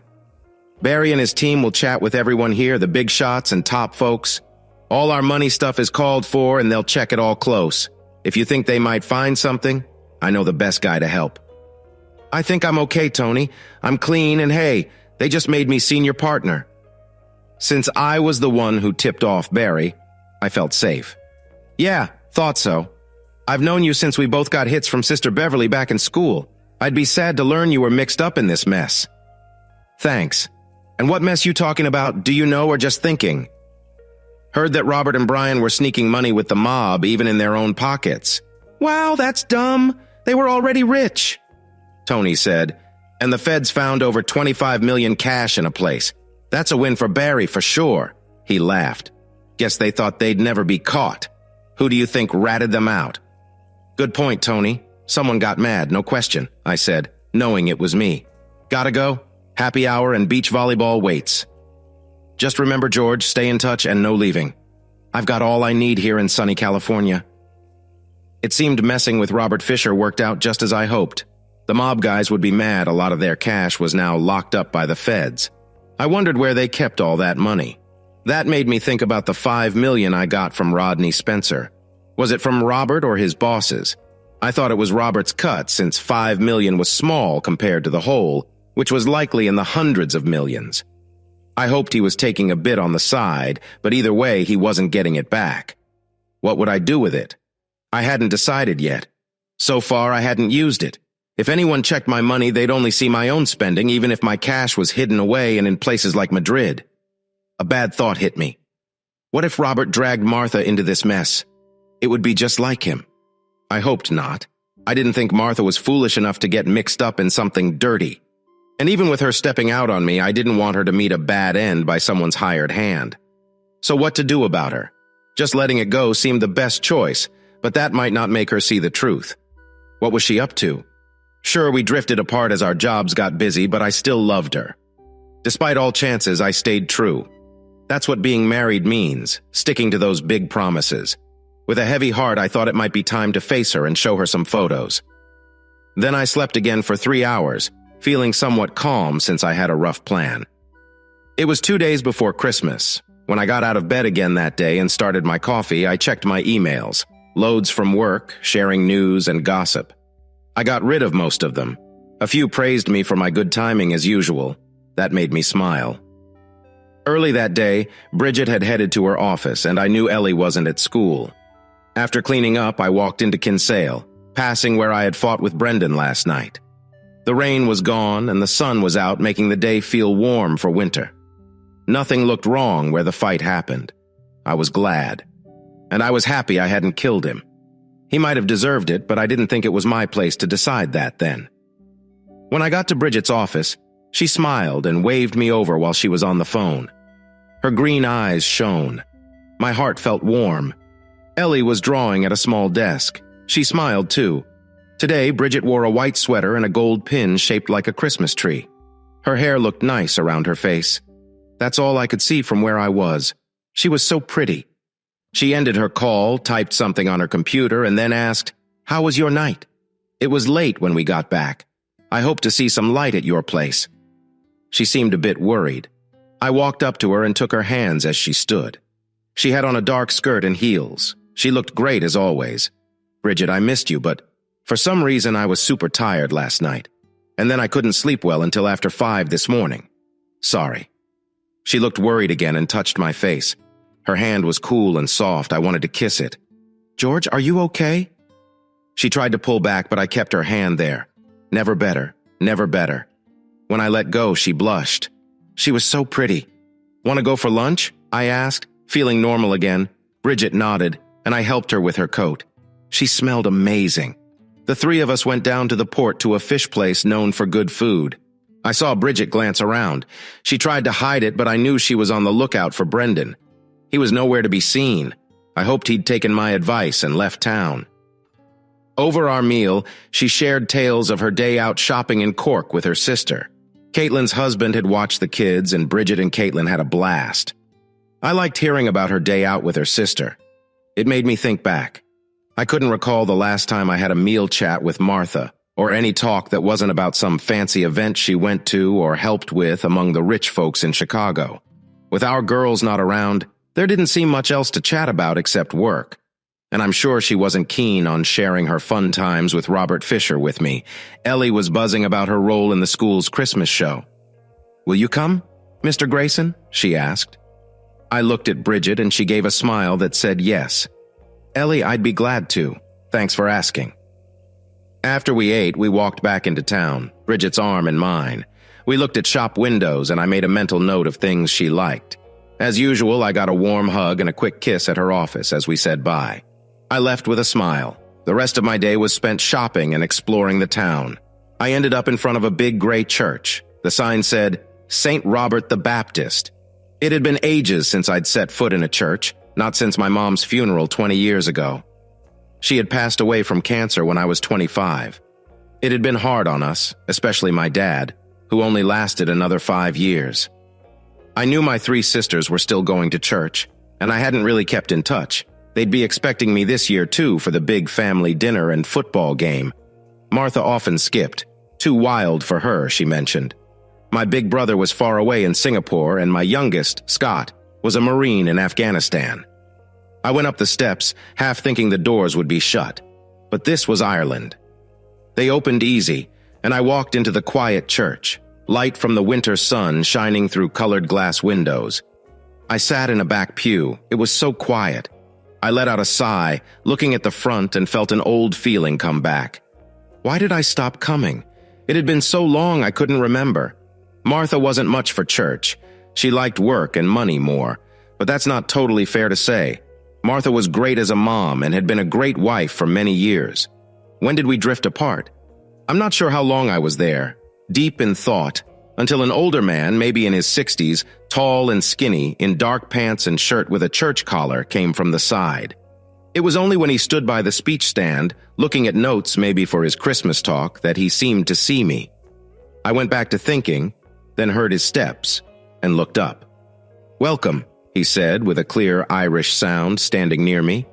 Then he seemed to know me and said, "So you're Bridget's Canadian?" I wasn't shocked he knew me. It's a small place and not a busy time, though how he said it made me think. Did he mean Bridget was just someone I rent from, or did she say more to him? Or was it just known in the town that we were getting close? I just nodded. Even though I hadn't followed the church in years, I didn't want to fib to a priest. Up close, he did seem in his 60s, with a wise and kind look. I was pretty sure he had heard it all in his time as a priest. He looked at me like he could see right through me. "What's bothering you, my son?" So, for the first time in 25 years, I spilled my guts to a priest sitting next to me in that beautiful church. When I finished, he just stared out the window at the dimming sky, then looked back at me and said, "You're George Randall from Chicago, not George Grayson from Canada, right?" I nodded. "George, it sounds like you're finally on the right path with the plans you've shared. I'm relieved you haven't messed up with Bridget. I've known her forever and she's precious. Life's been tough on her. She deserves happiness and you can give that to her. But she's also fragile and you could really hurt her. You've got to be honest with her. Your reason for pretending to be someone else is a bit twisted, but I think she'll get it." He paused, staring at me. "Now think. What are you really running from?" I thought of several quick answers, but I took my time. "Well, Father, I wanted to escape my wife. Her cheating cut deeper than anything else ever has." He stayed quiet. "And I had to get away from my job. Not just because my boss betrayed me and everyone at work knew it, but because I was exhausted, burned out after 20 years of non-stop stress. Martha cheating and my job promotion just broke me. I couldn't stand to be around any of them or face another day in my office or in court. I was finished." "When did you and your wife last go on a holiday, just the two of you?" he asked. I looked at him. "I can't remember." "So with both of your jobs, you lost track of who should matter most, each other?" I nodded with a heavy heart. "And somehow you got used to thinking work was everything?" "Yes." "You forgot that keeping a marriage good takes work every day?" "Yes, but she..." "Betrayed you?" "Yes, she did. I'm not saying it's okay what she did. But when a marriage ends, there are always two sides. Often we stop seeing what matters most. I just stared at him. Do you still love her, George? I do, I think. If I didn't, I wouldn't feel so bad. Can you forgive her? Think before you answer. You need to forgive to move past this, whether you stay with her or not. But you don't have to forgive right away. You're mad and sad and feel lost without your partner of 25 years. Plus, your pride is hurt. That stings a lot, especially since she was with someone you look down on. Doubting yourself will only make things worse. Father Andrew was right, even though I didn't want to admit it. I was stuck in self-pity, and it was affecting those around me. Life was rough. Now, about your wife. The church doesn't like divorce. You didn't marry in the church, but you should still talk to her. You know you should. She's been making decisions, but now she needs to know how much she hurt you. Maybe she hasn't talked because she doesn't care, or maybe she's just in shock. You left her after all. She needs to face what she's done to your marriage. His words made sense, even though part of me wanted to ignore them. I knew I had to listen to his advice. If you choose to divorce, then you and Bridget have big choices ahead. She's been super happy these last few weeks. I trust you'll keep it real with her. As for your job, you do need a break. And if you can't see yourself going back to your old job, then it's time to look for something new. George, from what I've heard about you since you got here, you're a doer. And from what you've shared, you view yourself as a hero for the little guy in Chicago. He said this with a smile. You seem to love standing up for those who can't do it themselves. You're too young to just hide away in Kinsale. Think on that. He paused, then added, Brendan is a mean guy, and he might deserve a tough lesson, though I'm not one for violence. But the way you talked about your fight with him seems right. You think he did something really bad to his brother, and I believe you, seeing he's a guy who can do really bad stuff. I hope he decides to tell the cops the truth. Father Andrew told me I was forgiven, plus gave me lots to think about. I felt a lot better, maybe because he helped me see things clearer. I spent the next hour making calls. My brain was still racing as I walked up to my cottage. Seeing a police car there puzzled me. When I got close, the two officers, a man and a woman, were just leaving my door. Mr. Grayson? Yes. The big guy, maybe in his 40s and wearing a suit, said, I'm Inspector Cillian, and this is Sergeant Dara, nodding at the smaller, dark-haired woman in uniform next to him. They didn't try to shake hands. What's this about, Inspector? His face was red, and his nose looked like it had seen a few fights, kind of like some cops I've seen back in Chicago, especially the older Irish ones. Can we talk inside? My heart was pounding as I tried to stay calm. Was I caught? Surely Father Andrew hadn't ratted me out. I was confused. When we got to my place, they didn't take my offer to sit down. Inspector Cillian shook his head. Mr. Grayson, when did you last see Mr. Brendan? I was so glad this wasn't about my fake passport and being in Ireland, I almost dropped my cool look. Keep it together, you've dealt with worse cops in courts before, I thought. Just last night around 8, I think, he came at me at Bullman's. He was drunk and mad at me. They weren't writing anything down, so I guess they already knew about it from Bullman's. What then? I left the bar about 15 minutes later and walked home in the heavy rain. And you didn't see him? No, I thought maybe I would, but he was so drunk I thought maybe he just found a place to sleep it off. They kept looking at me, waiting.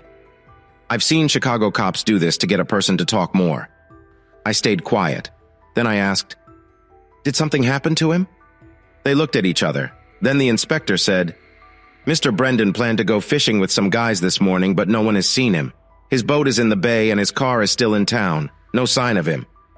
His house? I asked. They looked at each other again. He lives on the boat and his small boat is still at the dock. Oh, maybe he's still out somewhere, sleeping. He was very drunk. Inspector Cillian left his card on my counter. If you see Mr. Brendan, please call us. They left without another word. While we talked, I noticed the sergeant looking around and at my hands. Good thing I didn't have to explain the big bruise on my leg. So Brendan was missing.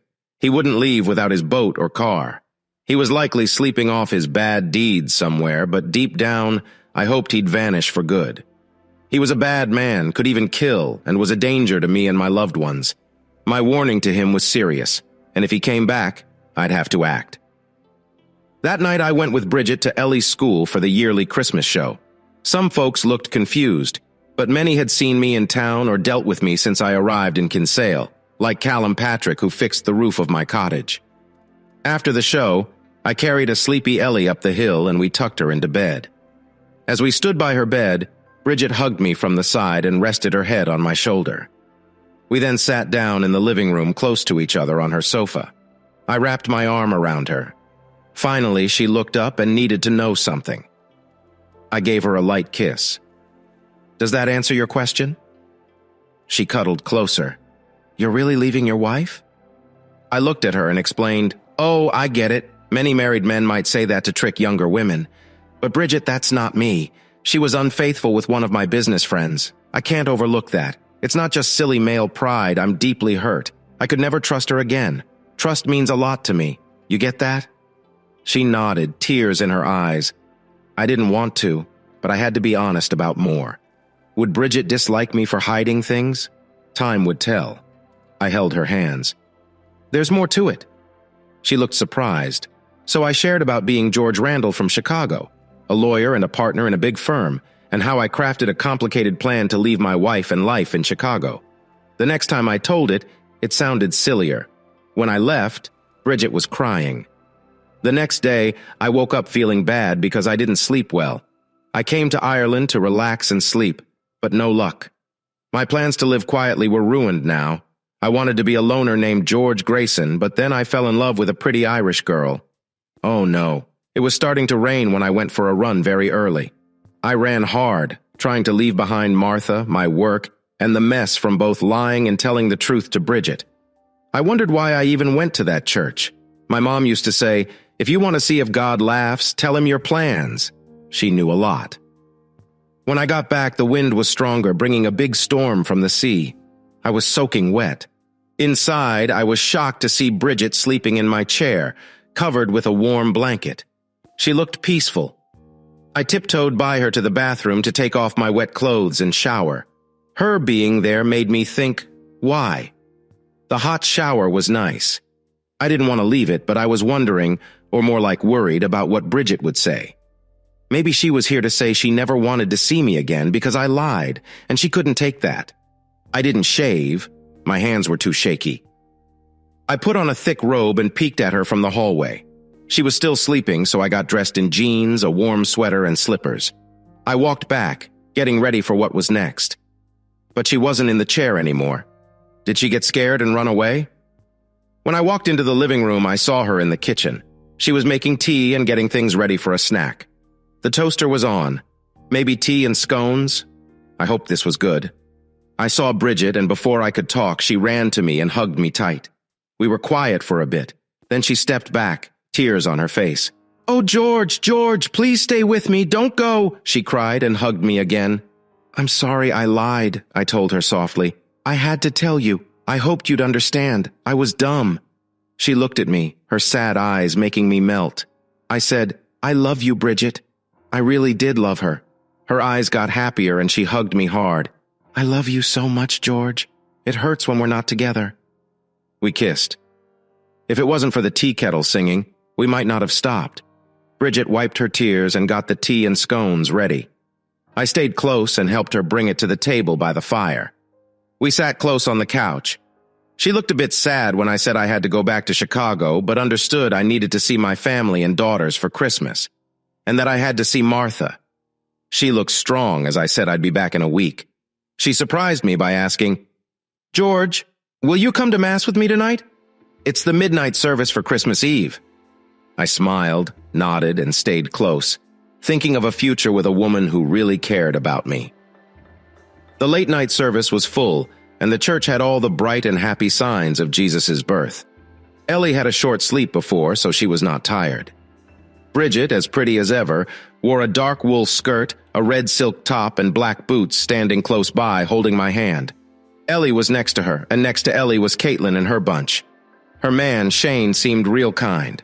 Outside the church, Caitlin gave me a hug and a kiss on the cheek. I thought about what Bridget might have told her. I left a big gift in the money plate. Father Andrew had just said what was clear, but I needed to hear it. Bridget squeezed my hand as we heard the start of the Christmas story from Luke in the Bible.